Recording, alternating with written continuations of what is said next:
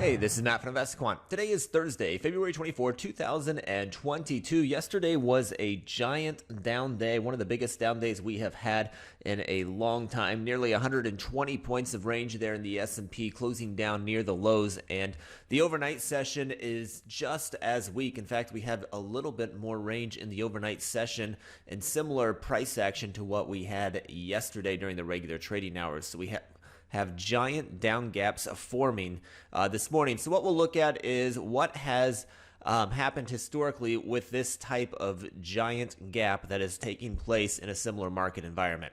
So I've selected all four instruments. The setup we'll look at is based upon entering the market long at 9:30 a.m. Eastern Time and exiting at 4:15 p.m. Eastern Time.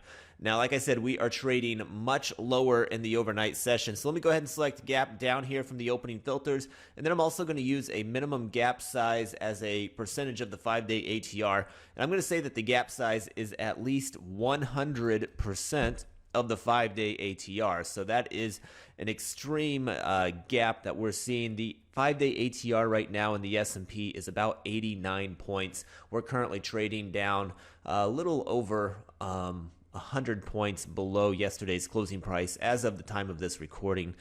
No idea where it's actually going to open, but that's where we're currently at. So we are well beyond this 100% marker. And next thing I'm going to do is go to the indicators, put us in a similar market environment. We are below a 200-day simple moving average, as well as below a 10-day simple moving average. All right, now I can click View Results.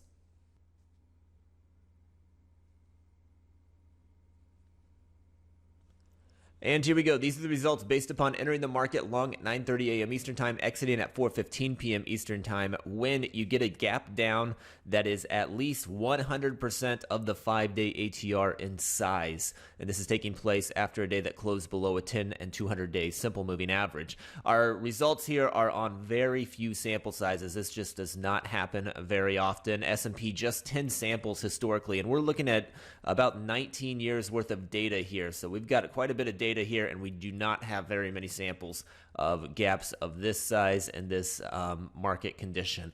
Now for the NASDAQ, there's just 6. For the Dow, 10. For the Russell, there are only 5. Win rates on these very mixed. S&P 50%, NASDAQ 67%, for the Dow 60%, Russell 40%. If you kind of average them all together, since there's not many samples in any of them, it looks pretty mixed. Not really seeing anything that stands out there in the win rates.